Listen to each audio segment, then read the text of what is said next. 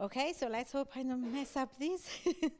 Okay, so it will be kind of, I am a lot into history of ideas, philosophical thinking, so maybe not that technical, but I think helps kind of to frame some of the problems that are common to every one of us. So first of all, here you can read it yourself. It's really an interesting kind of quote by Pavel Florensky. Unfortunately, he was a great pedagogist and unfortunately killed by Stalin because he was kind of helping everyone to think too much critically. Maybe that was not really something he was really liked. And the idea is that we should enjoy the journey, not only just get there.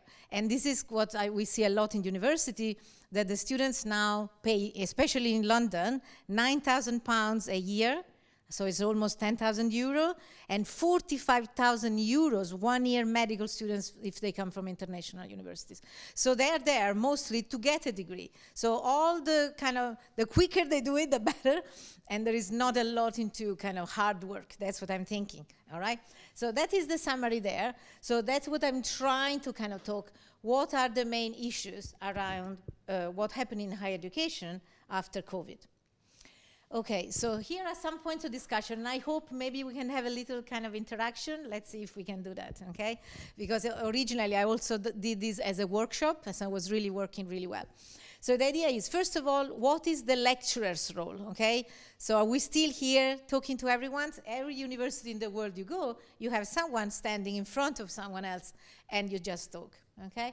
So, but then during COVID, our faculty in the emergency said, every single lecture had to be pre-recorded, okay, and then put online. So I don't know how it happened here, but that's what we wanted. So now students are so used to have everything online, okay? The lectures are online. Then how can we foster a sense of community and belonging, starting from this time when everyone had to be alone in their bedroom? How can then at the same time make them feel part of a university, okay? How to assess. This is a huge topic that would take, I don't know, 2 hours or 3 just talking about assessment post-COVID. And how to improve mental well-being. I don't know, here at King's and in the UK, mental well-being and poor mental well-being in university is very, very low. There are incredible high numbers of people with anxiety, depression, and many other disorders. And so universities struggle with that. And after COVID, that was even more. Okay, so this, I really love all that. So for me, and I'm in good company, as you can see here, Plato and Socrates thought the same. It's just a social activity. You can't really think that teaching and learning are anything else but social activity. So this idea that our faculties said, put all these pre-recorded lectures, very, very dry, where sometimes students had to follow 6 hours of lectures pre-recorded. I thought it was madness. And the students told me the same, that after 2, they were too tired, they could not maintain their attention, and so I thought that was not a good way to go, but then explained to do what I did in my modules while COVID and still after, okay? And I think this way, as I say, this way of teaching, the new way of teaching, have challenged this idea that teaching is social. Okay, here just, I'm Italian, so I love there was a beautiful exhibition in London on Raffaello. So that's the amazing kind of School of Athens where you can see all the famous philosophers, and just to show this kind of, interaction with human beings. And if you want to have fun, maybe you will have the slides, someone will put them up, you will know who is who in the big picture. So teaching as a social activity. What really, you can read all the quotes on your own, but what is the message here? The message is, do we really think that putting lectures online and students listening to that, are we transferring that in their brains from what they are listening? And is that the best way of teaching students? And that has not been thought properly in the university because of the emergency. And so they thought, actually, they also told us, and that was a mess in the Moodle kind of campus, they said, because students cannot maintain their attention for 1 hour, please can you pre-record 3 sections of your lectures. So you had these huge pages of 3 mini videos for every single lecture. You imagine after I don't know, after a week or so, the pages were almost unintelligible, okay? So we thought it was not a good idea. And then, as philosopher Harari, very famous, says here, I knew that this is going to happen. Okay, so I think it's this. Yeah, so what did he say? When I went to uni, he said, the most interesting, important thing happened in the breaks between the lectures. So this idea that when you are there with your friends, you come out to a big lecture theater, you have a chat about what's happening, this is also part of learning. It's not only sitting in a bedroom or whatever and listening to someone talking more or less well, and then thinking that this is leading to good learning, okay? So this is kind of all over the history. We are still doing the same things, okay?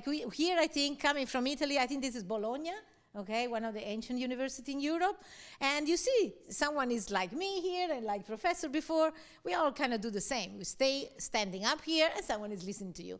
And that keeps going on. That's in the ages of Islam, where the great ages of Islam, that's the same. And that is what is similar what we do at King's and what I'm sure you do here, okay? This is a new change. So this is University of Leeds. So during COVID, they changed their lecture theater. So I don't know here if it could be done.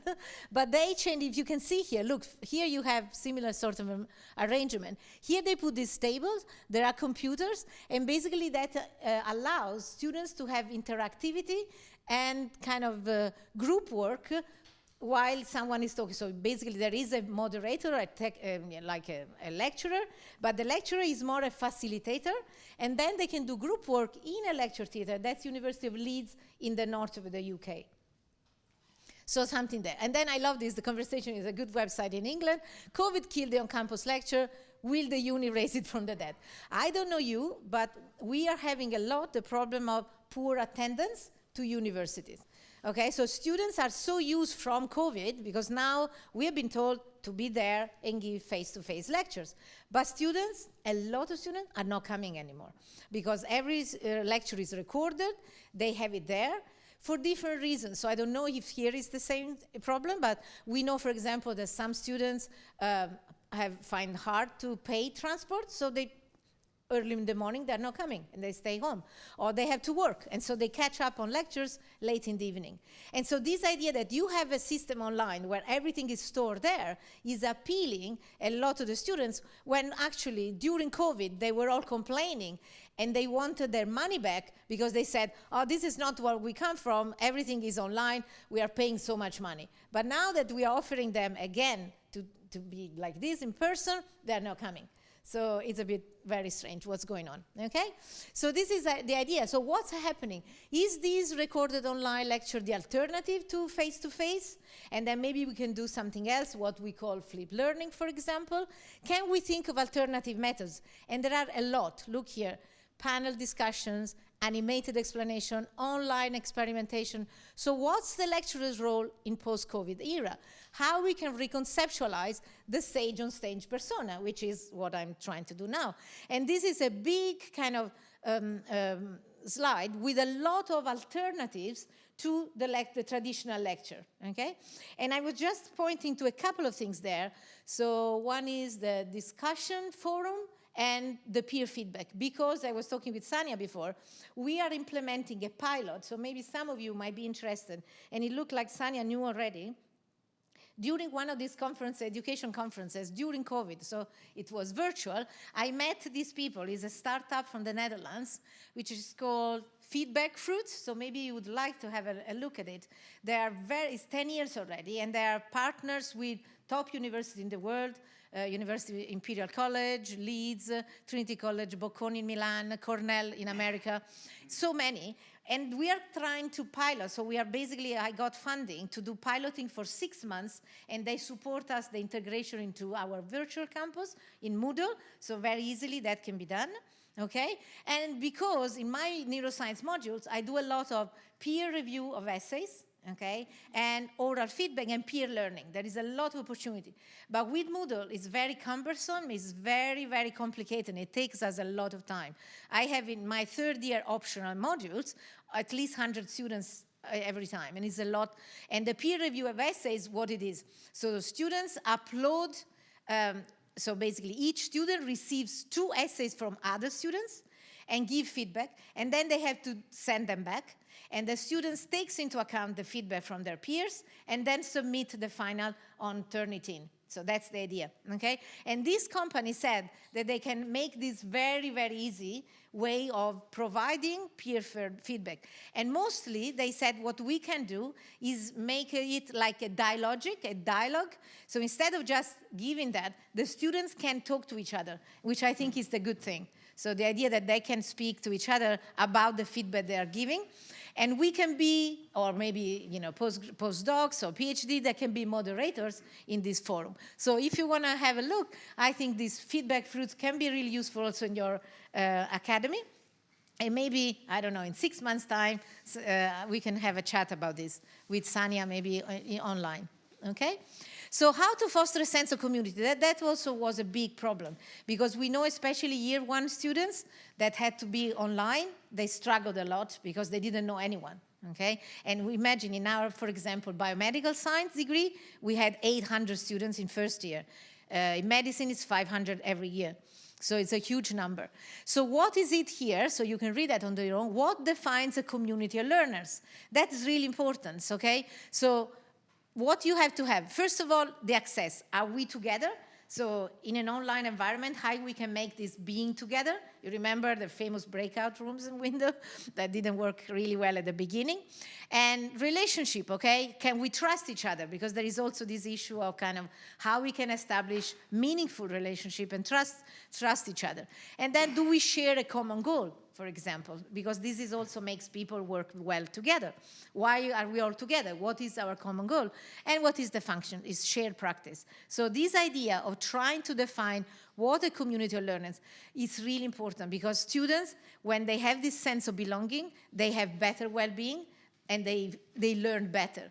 It's, as a neuroscientist, I feel that we don't kind of think in terms of neuroscience of learning. And at the conference in Sevilla, where Sania was there was this lady from Harvard, and she was leading on a module called Neuroscience of Learning, because we know so much of how the brain learns, but we don't apply too much in university. And so this is very interesting. This is the background to what I did during COVID.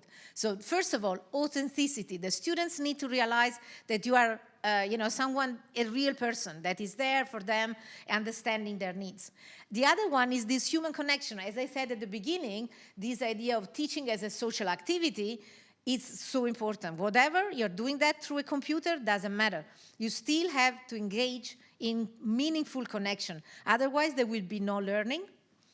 And this is also important. So people focus or humanize. So when students are only online, and I also have a lot of experience because not only I teach in King's College London, but since maybe 13 years, I've lost track, I teach for the Open University. I think you know, as a kind of part-time, doing it in weekends. And I help disadvantaged students and mature students, and that is all done online. And there is not a single lecture in the Open University. There are no lectures online. So what they do, they have amazing text material, and with a lot of interactivity, quizzes, video, to test the students' learning while they go. While if you do just a lecture, you will never know if the students kind of understood what they were listening. So Open University is famous now. It's more than 50 years in the world.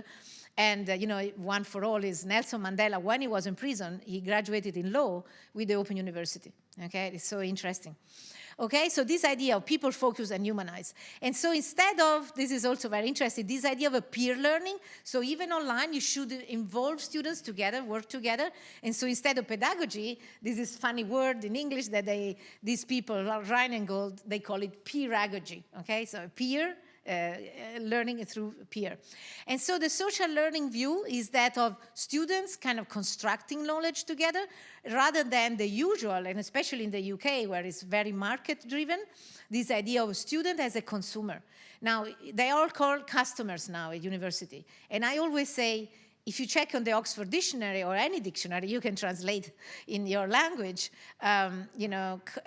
a consumer or a customer, it means you are buying something. And to be honest, with the money they pay, they're buying something. But at the end of the day, that should not be what being a university is. And so it's very sad. So here, I'm just giving you an example of one of my neuroscience modules that is running successfully since maybe now is 20, so it's 12 years with and it's really, really fascinating because this is a module that in a way kind of goes, it's very different from all the others because IMACE is built around in-coursework assessment. And my faculty wants to reduce assessment. And I say, but you know, I think even here, in school, students, every week, they have to do something. They do assignments and no one complains. While at uni, because they pay so much, now everyone wants to do less and less. While in my module, you work hard, by Christmas, you are dead, okay? But everyone then kind of thank me and they say, we learned so much. Okay, and so that's what we did online during COVID. We did so many things. I've seen that in one of the few things I understood in the presentation. We loved Padlet. So the Padlet was this platform where you can basically have this kind of discussion with students, with everyone, can be made anonymous. You can put your name or not. So a lot of students that may be a bit more shy actually contributed a lot because then they could be in anonymous mode, which I don't like, but some students like. And we could kind of chat about this. We did amazing debates. It was the highlight of the COVID pandemic on Friday. Usually on Friday, they all go to the pub. They couldn't go to the pub, and they came to our debates. So we debate. Basically, we give a group of students a pro statement, and another students, completely randomly allocated, a contra. And then they have to find research and try to do a debate in front of the classroom. During COVID, we did it online on Zoom, and it worked amazingly well, possibly even better. And because then you could have, your name there. It was very easy to know who was talking about. It was really, really good. The other thing that I could do was live panel. So I invited very famous researchers on Alzheimer's disease, for example. And there was a panel with students could interact. That also was done on Zoom. Then we did journal clubs. That means the students were presenting online a scientific paper they prepared about it. And students were giving feedback, as I said before, so peer feedback, and we were asking them questions. We did posters, PDF, so the students worked together in breakout rooms, and they said that helped them a lot not to feel alone, because they helped to prepare the poster, and then they presented, and then we did question and live sessions. So basically, what we really try to do, instead of doing what the university told us to do, to just disappear and upload everything, we just were there. Okay, so we used the computer, we used the ICT system, Moodle, but we were always there. And students really enjoyed that, okay? And so the lessons learned are something that I already said, okay? So this idea, first of all, make students work together, and you can do that. You can do that online. And actually with the breakout rooms, some of them were really kind of spending a lot of time interacting, and you can do that. Provide opportunity to give each other feedback, and so many different things. Embed the little low-stakes e-test. So what we do, we put them in a computer room with some invigilators, and at the end of each topic, they have to answer very few MCQs, 15 or something. And then we give them the answer straight away. So we use the low-stake assessment that is worth only 5% of the whole module, but then we release the answers. And that is, so it's really an assessment, but it's also a revision tool, because they can check where they didn't do really that well, okay? And so this is kind of a few questions that I used kind of like, in a more interactive way. How can, all the things we said we did, but can we do that better, okay? So how we can make a virtual community as vibrant as a traditional one? Because it's true, as Harari was saying before, when everyone is on campus, there is this interaction that goes beyond us talking in a lecture theater. They all kind of together, okay? And how we can support collaborative conversation where learners are working together, developing a shared understanding. So all these are kind of questions that we have to think about. And then that is the big thing, okay? So this is assessment post-COVID. Now, this is assessment in higher education. I don't know here in Ljubljana, but in King's and in generally in the UK, assessment and feedback is where we receive the lower kind of ratings from students. Okay, so in England, there is a lot of this feedback from students that then goes nationally, and universities are ranked according to the scores that the students in third year give it to you. okay? And so, and assessment and feedback is always kind of not the best thing. And so even before COVID, I started to use open book exams much earlier in my modules, and was a little bit of a fight to introduce them because they thought, oh, there is no fairness. They found a lot of different reasons why they didn't like the idea. But I managed to do that. And so how I did open book exams. So students had to come, instead of going these big halls where they had to handwrite their answers in a big hall with invigilators, I took every student in the campus, in the computer rooms, with exam invigilators. And the only two things they couldn't do, they had access to the internet, so to Moodle and to the lecture notes. So that means that they couldn't regurgitate lecture notes because they were accessible to them. And the invigilator said, so why we're here, what we have to do if they can look at in the internet? They were a bit puzzled. I said, you just check that they don't use the email, they don't ask questions through email, because it's 0 if you use the email. So if they have contact external contact, it's 0. Not much more than that, okay? And they could use their written notes. The first year I did it as a pilot, I made a mistake, I think. I allowed them to use the USB and the printed notes. So a lot of them tried to have some sections and they just copied and pasted, and that didn't work out. So I said, now from next year, you just do written notes, and you can use them, okay? And so there is a very famous systematic review that actually shows how open books are actually so much better, are better for higher order thinking, critical thinking, they're ecologically valid, because what you are asked to do when you go to work is not try to remember everything. You have to use sources in a critical way, but you have your sources. Even as a lawyer, for example, you have to consult books. As a doctor, you consult books. So it really learning how to consult and critically analyze and evaluate your answers, okay?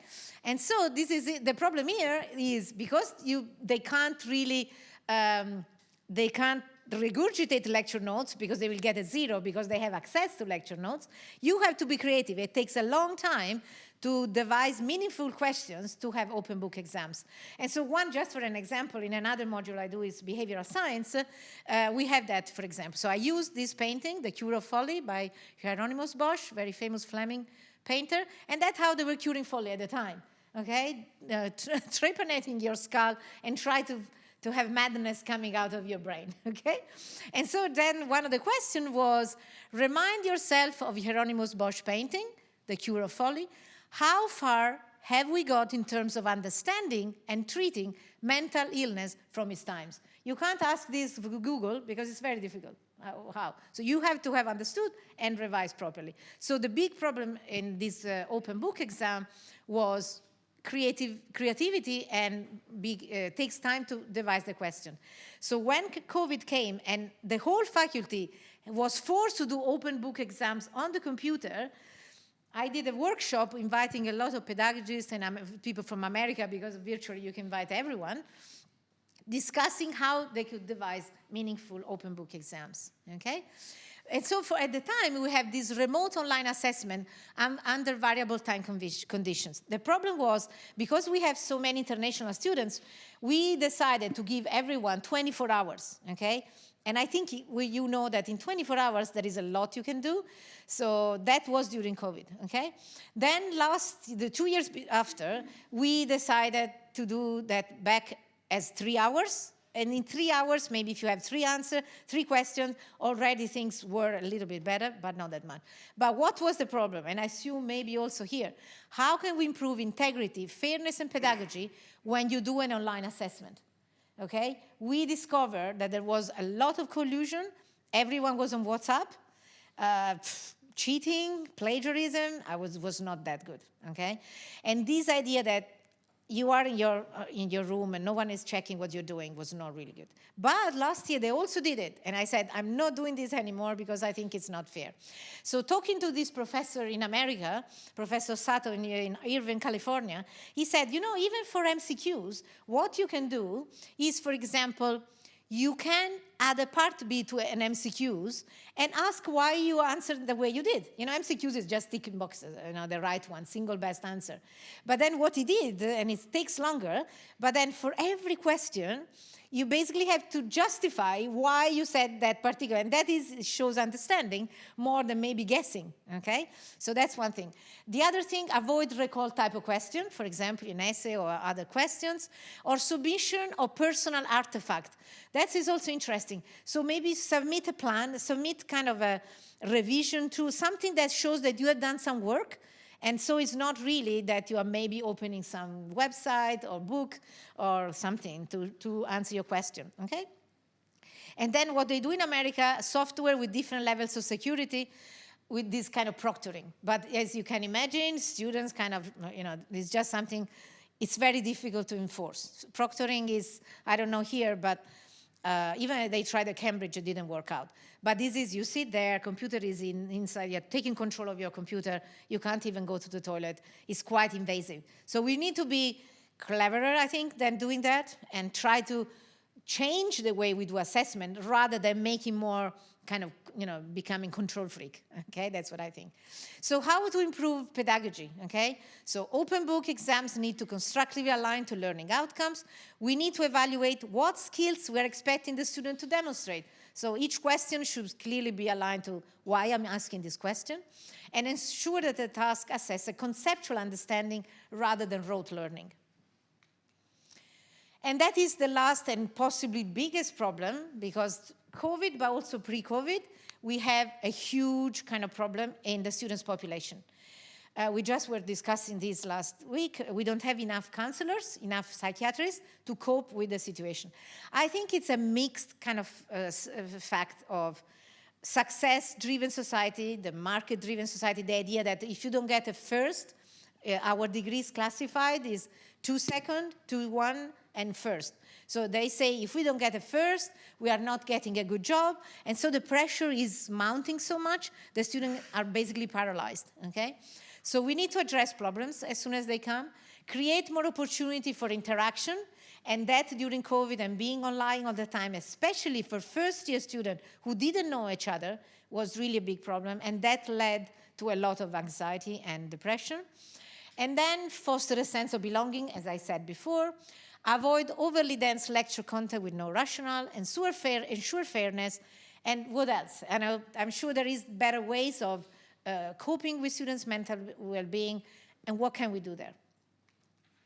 And these are just Mind is one of these charity in England that is really good supporting people with mental health problems, and that is some of the quotes from some of these students that how they felt when they were during COVID in isolation. Okay, and so I think maybe, I don't know if it's possible, maybe to have maybe some exchange with you and see what is your kind of experience, maybe. That would be that good. Okay, thank you so much. And if you want, yeah, you can just email me and or through Sanya, and it would be really nice to have an exchange with other people. Thank you so much. Thank you very much. Thank you. Are there any questions, remarks, comments from the audience? Yeah. Any or? Yeah, any similarity, any things that happen also here? It would be really interesting to know in any language. Not Yeah, doesn't matter. It can be in Italian, it can be in English, it can be in Slovenian. I will translate. It's not a problem. I can translate it. I know that we at the university, as far as we know, since we supported the pedagogists and the technical part, we have encountered similar issues to a certain extent, because during the and also during the lectures, etc. For example, we did not have this order that all lectures should be pre-recorded. It was left to professors. Oh, that's it. More freedom. More freedom. Exactly. That's always better. But then at the end of the day, the assessment after the semester, after the course, needed to be done online. So we faced these kind of proctoring issues, similar, how to perform these exams, how to achieve what you have said without putting pressure on the learners with 3 cameras, with mobile camera and stuff like that. So yeah, so for this perspective, similar exactly. That's really interesting. Okay, thank you. So, if there are no, there is a question. Yeah, sure, thank you. Well, I studied in UK, so I'm familiar with your system, and I have to say that it's really stressful for students. Well, in Slovenia, it is not like that. So, but I really think that we should have like an aim somewhere in between. It's really, like you said, our students is our customers. Yeah, and we have to adapt not only to them, but to the industry as well. So industry is our customers. So we have to really think about that. Yeah, it's a good point. So we have to, yes, yes. Also, exam, I don't know here, how does it work? When I came from Italy, we have different exam sessions at different time of the year. There, they only have 1 month. For all their exam, it's mad. It's 1 month, and that's it. And if you fail, you have only one capped at 40 or you are out. So you understand why, it's impossible. You have to do, let's say you have 8 modules first year, all in April, all in May. It's too much. So the stress, I think, it's much higher in UK. In Italy, if you fail an exam, you can try it after 2 months. It's more maybe here. In Europe, it's a little bit less stressful, I think. And well, UK is really not good. That's why maybe they have so many students with anxiety. But we have that anxiety Also. student also. Okay. For job, you think is just for the future? They're worried? Yeah. Yeah. And you have well-being counselor or in university, psychologist? Yeah, you have, but never enough. Yeah. So, yeah. Yes, thank you. Similar problem. Okay. Any more comments? Yeah, yeah. Let me. Yeah. The microphones. Yeah, thanks.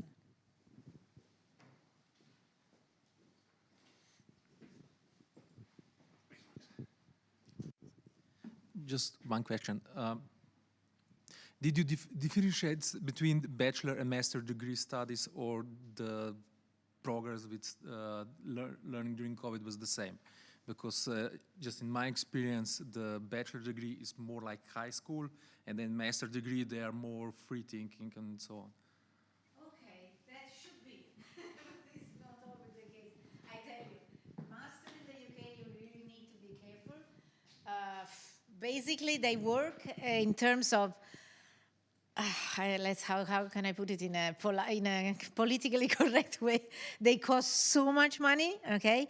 And there is a lot of students coming from abroad for long, in other institutions, and they get these masters. And what they do there is you can come to a master, for example, in neuroscience, if you have done something else. So let's say your background in history, you can enroll in a Master of Neuroscience, which is a bit weird. So we do this so critical thinking, I think, is more expected, the master, but then sometimes, because the student have a different background, they found it kind of hard. And so it's again like a degree, an accelerated degree, but not all of them. In a way, you're right. The first 3 years of undergraduate, the style is a little bit more this learning by heart, or kind of looking at textbooks, and then maybe only in 3rd year is where critical thinking is required. But if you don't develop it from 1st year, I think it's very, very hard. For example, they start reading papers, scientific papers, in 3rd year undergraduate. And they found very, very hard. While my idea, because they think that 1st year they're very young, they're like school. But if you don't develop this, I think it's not a good idea. You should really kind of embed the development of these skills from the 1st year. And maybe they will be less anxious because they've been trained. While we have this kind of every 1st year, like school, basically, okay? Where they have to remember a lot of things. And MCQs, mostly they are assessed like this. And then 2nd year, a little bit more, but not that much more in terms of developing critical thinking. Only 3rd year, that's where it comes. And they're not ready. And some of them struggle. I don't know, but those who have been in private school, in high school, I don't know in Slovenia, I don't really think in my country, people who were paying for school, they were not considered very good. While in England, it's the other way around. So there is two ways. So very, very rich people go send their kids to private school and others to state school. So those who come to the private school, do Latin, do all the things we do free in Europe, they have to pay a lot of money, okay? And so these are more ready for this clinic. So it's a really very classist society. And so it depends on where you come from, high school, the level of thinking or critical thinking is developed in different ways. But as you say, there is a difference between high school, between undergraduate and postgraduate master level. Yeah.